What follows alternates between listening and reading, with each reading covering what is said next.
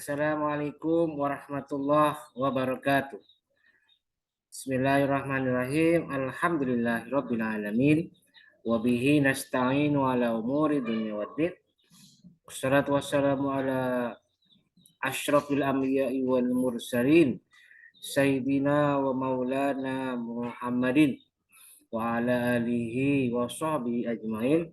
Rabbi shrah li sadri wa yassir li amri wahlul 'uqdatam min lisani yafqahu qawli amma ba'du.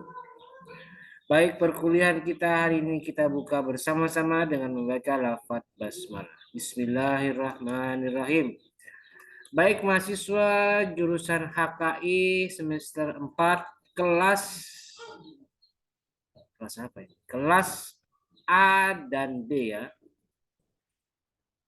Saya terlebih dahulu mohon maaf karena untuk kelas A dan B yang semestinya dilaksanakan pada hari Kamis, tetapi mengingat di hari Kamis itu saya sedang ada tugas ke Jawa Timur sehingga dengan terpaksa video ini saya pending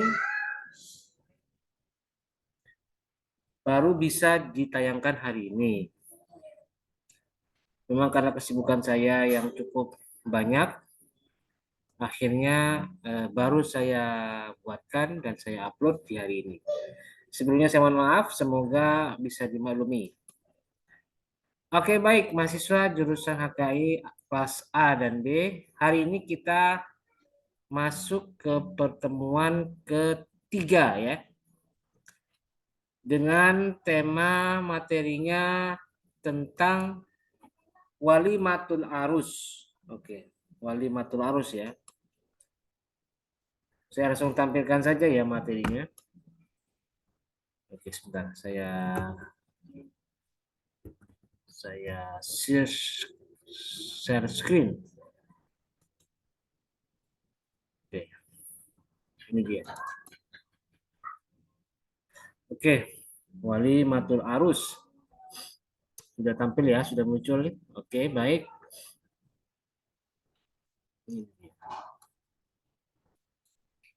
Bahan kajiannya nanti ada 3. Pertama, pengertiannya, apa itu walimatul arus. Kedua, hukum walimatul arus. Dan yang ketiga adalah tradisi walimatul arus di Indonesia. Untuk bahan kajian ketiga nanti akan saya langsung jadikan sebagai tugas. Nanti saya tidak menjelaskan bagaimana tradisi walimatul arus di Indonesia, tetapi saya langsung berikan tugas. Oke, baik, kita langsung ke pengertiannya. Pengertian walimah atau walimatul arus itu secara bahasa bermakna al-jam'u atau berkumpul. Kenapa disebut berkumpul? Ya karena walimah itu sesungguhnya adalah tempat atau momentum di mana suami istri ataupun keluarganya, kerabat, sanak saudaranya berkumpul dalam satu forum, satu majelis, satu kesempatan, yaitu mengadakan resepsi atau pernikahan.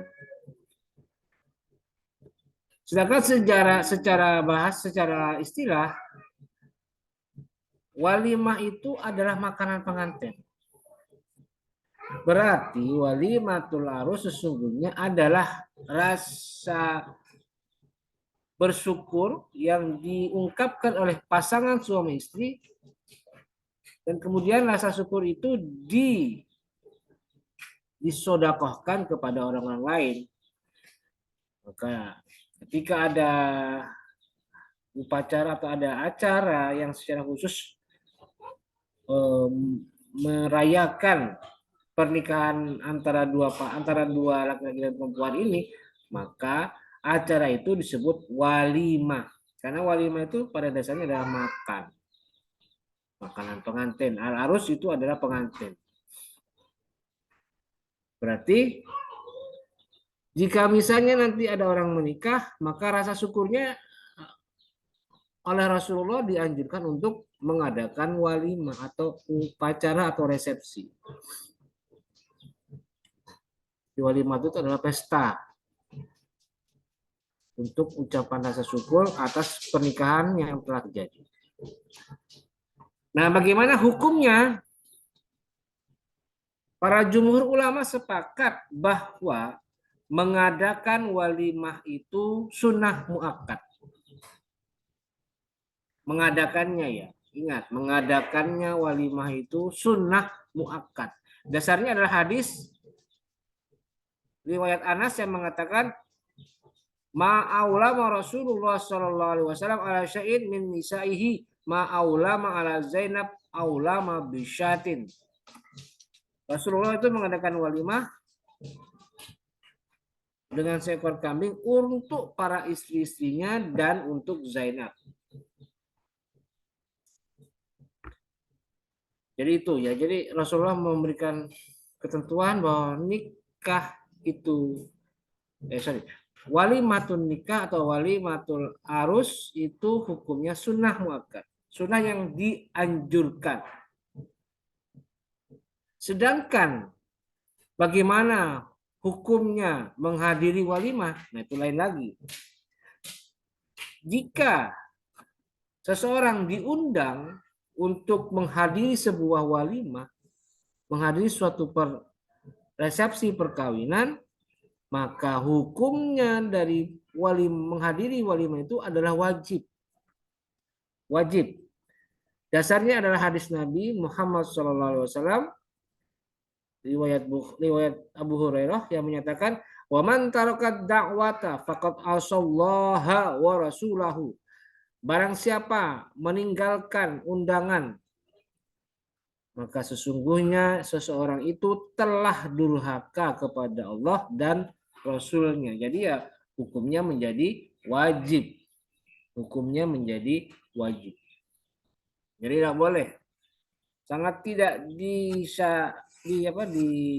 sangat tidak diperbolehkan jika misalnya ada seseorang diundang, bahkan undangannya secara khusus, diundang secara khusus dengan cara diantar langsung oleh calon mempelai kepada seseorang itu. Tetapi pada kenyataannya dia tidak bisa hadir. Tanpa ada alasan yang masuk akal atau secara syar'i dibolehkan alasan itu. Maka hukumnya dia telah berdosa kepada Allah dan Rasulnya. Karena dia tidak secara sengaja mengabaikan undangan dari calon mempelai pengantin. Jadi intinya wajib menghadiri undangan walimah jika tidak ada uzur syar'i. 2, tidak ada kemungkaran. Artinya apa? Tidak ada unsur maksiat. Misalnya ada joget-jogetan di acara itu, nah itu tidak boleh. Berdosa itu. Dan semua kalangan atau semua pihak diundang. Nah, kalau misalnya ada undangan secara khusus hanya untuk orang-orang tertentu saja, ya itu berarti tidak wajib itu. Kenapa? Undangannya dipilih berdasarkan selera dari sang pengundang atau sang sohibul hajah. Itu ya tidak usah. Kalau misalnya kita terpilih, ya udah kita tidak wajib. Kenapa? Karena dia memilih-milih. Kecuali kalau dia mengundang semua kalangan, tidak pandang bulu, kaya atau miskin, kita diundang, oh itu wajib. Ya. Nah, hikmah kenapa Islam mensyariatkan walimah tidak lain karena satu, merupakan rasa syukur kepada Allah Subhanahu wa taala. Jadi itu tasyakur, itu rasa syukur kita kepada Allah jika pasangan tersebut mengadakan walimah. Kedua, tanda penyerahan anak gadis kepada suami dari kedua orang tua si istri. Jadi tanda ini wujud penyerahan mandat kewajiban suami kepada istri agar dia wajib bertanggung jawab. Jadi itu tanda penyerahan. Lalu yang ketiga, sebagai tanda resmi adanya akad nikah. Jadi pengumuman. nih saya sudah menikah misalnya. Berarti fungsi walimah juga sebagai tanda pengumuman atau tanda resmi bahwa mereka sudah menikah. Dan keempat, sebagai tanda memulai hidup baru bagi suami istri. Kemudian yang kelima, sebagai realisasi arti sosiologi dari akad nikah.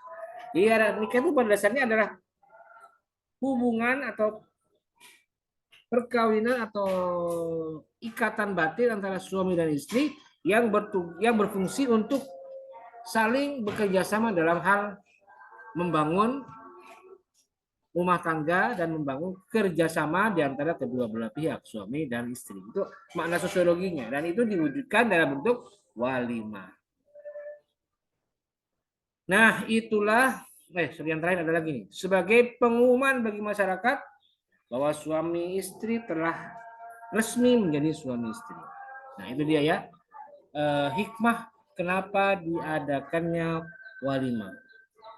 Nah, selanjutnya kita masuk ke bahan kajian ketiga, yaitu walimatul arus. Dan seperti yang sudah saya janjikan bahwa untuk bahan kajian ini saya akan jadikan tugas. Oke, kita lihat. Saya tampilkan ya. Tugasnya apa?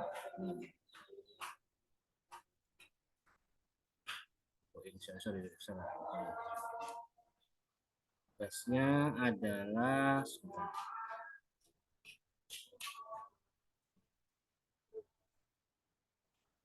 oke, terlihat ya, ini dia. Tugasnya adalah ini dia. Sudah kelihatan ya? Oke. Tugasnya adalah mini riset. Artinya kalian diwajibkan untuk meriset atau melakukan observasi ke lapangan dengan temanya adalah bagaimana tradisi walimatul arus di kampung kalian. Ya, di kampung kalian. Karena ini di kampung, maka narasumbernya satu, ini pilihan ya, bisa semuanya, bisa tidak semuanya. Bisa pilih. Kalau misalnya ada ya itu dijadikan narasumber. Kalau nggak ada ya ada saja. Apa yang pertama? Satu, orang tua, saudara atau kerabat. Kedua, tokoh agama atau masyarakat. Dan yang ketiga, jika ada ini ya pelaku walimatul arus bisa bisa itu calon suami atau bisa itu suami, istri atau walinya. Nah, nanti kemudian kalian dalam melaksanakan mini riset ini terjun ke masyarakat, lakukan observasi dengan masalahnya adalah bagaimana tradisi walimatul arus. Nah, nanti kemudian laporannya ditulis dalam bentuk laporan mini riset. Nah, bagi yang jauh dari daerah yang misalnya kalian jauh, rumahnya jauh, misalnya ada yang dari Riau itu misalnya. Maka jika mengalami kesulitan, maka bisa diganti dengan lokasi terdekat dan mudah dijangkau. Misalnya kos-kosannya, atau pesantrennya, atau tempat lain yang relevan. Bisa diganti. Dan yang perlu diperhatikan ketika kalian membuat laporan ini, ingat wajib menyantumkan nama lokasi tempat di mana mini riset dilakukan. Jadi kalau kalian misalnya pulang kampung, maka nanti ketika membuat laporan, jangan lupakan itu laporannya berbentuk wilayah. Laporannya di mana dan sebutkan daerahnya. Nah, itu ya diperhatikan. Nah, silakan kalian baca ini ya petunjuk pengerjaannya. Dan jangan lupa ini yang perlu saya ingatkan. Batas akhir pengumpulan tugas adalah hari Kamis tanggal 9 Maret 2023 jam 7 pagi.